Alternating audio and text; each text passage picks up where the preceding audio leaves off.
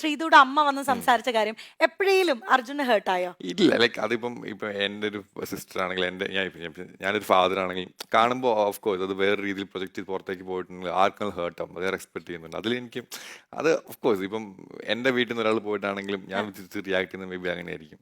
അതിപ്പം അതിൽ വളരെ ചില്ലായിട്ടാണ് ഇല്ല, അതിന് എടുക്കുന്നത്. അത് കുഴപ്പമൊന്നുമില്ല. നമുക്ക് മനസ്സിലാവും എനിക്ക് അല്ലേ? മനസ്സിലാവും. ലൈക്ക് എനിക്കും സിസ്റ്റർ ഉണ്ടായിരുന്നു, അവളെ ഞാൻ കോളേജിലേക്ക് പോകുമ്പോഴും ഞാൻ അവരൊത്തിരി വരുമ്പോൾ നമുക്കറിയാലോ കെയർ ചെയ്യുന്ന കെയർ എല്ലാവരും ചെയ്യുന്ന ചെയ്യുന്ന ഒരു കെയറിങ് കാര്യമല്ലേ? അതങ്ങനെ വരും. അത് ഒബ്വിയസ്ലി അതിന് എനിക്ക് കുഴപ്പമില്ല. അതിനിപ്പം റിയാക്ട് ചെയ്യാം, അങ്ങനെ റിയാക്ട് ചെയ്യുമായിരിക്കും. കാണുമ്പോൾ പ്രൊജക്ട് ചെയ്യുന്ന വേറെ രീതിയിലാണെങ്കിൽ സ്വന്തം മകൾ അല്ലെ മകൻ വരും, എന്തെങ്കിലും അവർക്ക് വേറെ രീതിയിൽ പുറത്ത് ഇത് വരുമ്പോഴത്തേനും ഓഫ് കോഴ്സ് അങ്ങനെ റിയാക്ട്. അത് എനിക്കൊരു കുഴപ്പമൊന്നുമില്ല. ഓക്കെ, അത് നമുക്ക് മനസ്സിലാവും അല്ലേ? മനസ്സിലാവും. അത് മീൻ അത് എന്നോട് ഷെയർ ചെയ്യാറുണ്ട്. എനിക്ക് വേറൊരു ഓപ്ഷൻ ഇല്ല. ആ, കാരണം എനിക്കും ഒരുപാട് ഫ്രണ്ട്സ് ഉണ്ടെങ്കിലും എനിക്ക് അങ്ങനെ ബെസ്റ്റ് ഫ്രണ്ട്സ് എന്ന് പറയുന്നത് വളരെ ആ, കുറവായിരുന്നു.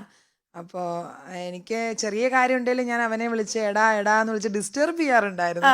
പിന്നെ ഞങ്ങൾ രണ്ടുപേരും റെസ്പെക്ട് ചെയ്യും. ഞാൻ അവന്റെ ബിസി റെസ്പെക്ട് ചെയ്യുന്ന ആ, ഒരാളാണ്. അവൻ എൻ്റെ അനിയനാണെങ്കിലും ആ, ഞാൻ അവന് നല്ല റെസ്പെക്ട് കൊടുത്തോണ്ടാണ്. മീൻസ് ബിക്കോസ് ചില സിറ്റുവേഷനിൽ എനിക്ക് അവനൊരു ചേട്ടനെ പോലെയാണ്. ആ, ചില കാര്യങ്ങൾ അവൻ എനിക്ക് നന്നായി പറഞ്ഞു തന്നിട്ടുണ്ട്. ആ. ചില സമയം എനിക്ക് എപ്പോഴും അവൻ്റെ അടുത്ത് ഞാൻ ചേച്ചിയെ പോലെ നിൽക്കാൻ ആഗ്രഹിക്കുന്നില്ല. ആ. ഞാൻ ചില കേട്ടല്ലോ, സിറ്റുവേഷനിൽ അതൊരു ഹിന്റ് ആണ്. തിരിച്ചും അങ്ങോട്ട് സീക്രട്സ് ഒക്കെ ഷെയർ ചെയ്യണം എന്നുള്ളൊരു അത് ബ്രാക്കറ്റിലാണ്. ഇല്ല, അവന് മാക്സിമം ഷെയർ ചെയ്യാറുണ്ട്. ഈ ഫ്രണ്ട്സ് ഒക്കെ വളരെ കുറവാ. ആ, ഇപ്പൊ ജിമ്മിൽ പോയാലും ഒരു 6:30 7 o'clock അവൻ വിളക്ക് കത്തിക്കുന്ന സമയം വീട്ടിൽ വരും. നല്ലൊരു അച്ചടക്കമുള്ള കുഞ്ഞായിരുന്നല്ലേ? അവൻ അങ്ങനെ വലിയ ഔട്ടിങ്ങോ കാര്യങ്ങളൊന്നും ഇല്ല. ഇപ്പൊ മോഡൽ ഫീൽഡിലോട്ട് ഇറങ്ങിയപ്പോഴാണ് ഫോട്ടോസ് എടുക്കാനാന്നും പറഞ്ഞൊക്കെ പോകും. എനിക്ക് മറക്കാനാവാത്തൊരു സിറ്റുവേഷൻ എനിക്കുണ്ട്. അതായത് ഞങ്ങളുടെ കല്യാണം കഴിഞ്ഞ് ഞങ്ങള് വയനാട് സെറ്റിൽ ആയ സമയത്ത് ഒരു ദിവസം കുറെ ലേറ്റ് നൈറ്റ് ആയി, ഒരു 12:30 ആയി. എന്നെ വിളിച്ചിട്ട് ഇങ്ങനെ കരയുന്നു. എനിക്കത് ഒരിക്കലും മറക്കാൻ പറ്റത്തില്ല. കാരണം ചേച്ചി കല്യാണം കഴിച്ചു പോയോണ്ടാണോ? അല്ല, ഞാന് ശരിക്കും ഞങ്ങൾ കോട്ടയംകാര് തന്നെയാണ്. ഞങ്ങൾ പിന്നെ സെറ്റിൽ ആവാൻ വേണ്ടി വയനാട്ടിലോട്ട് മാറിയത്. ഓക്കെ. അപ്പൊ പക്ഷെ അതുവരെ ഞാൻ വിളിക്കുമ്പോ എടാ എന്തടി നീ പോടാ അത്രയൊക്കെ ഉള്ളൂ. അത് മീൻസ് കംപ്ലീറ്റ്ലി അത്ര മാറി.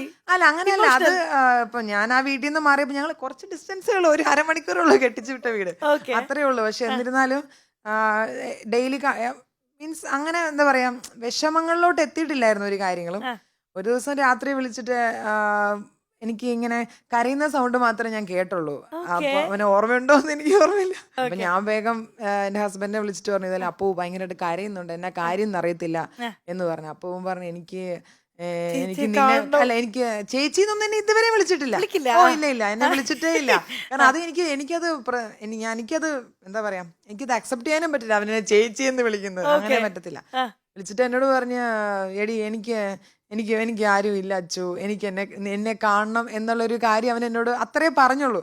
അപ്പൊ ഇൻഡയറക്ട്ലി പറഞ്ഞതാണ് യെസ്. കാണണമെന്ന്. അപ്പൊ എനിക്ക് ശരിക്കും ഞങ്ങൾ തമ്മിൽ അങ്ങനെ എന്താ പറയാ ഒരുപാട് കെട്ടിപ്പിടിച്ചിരിക്കുകയോ അങ്ങനെയൊന്നും ഇല്ല. പക്ഷെ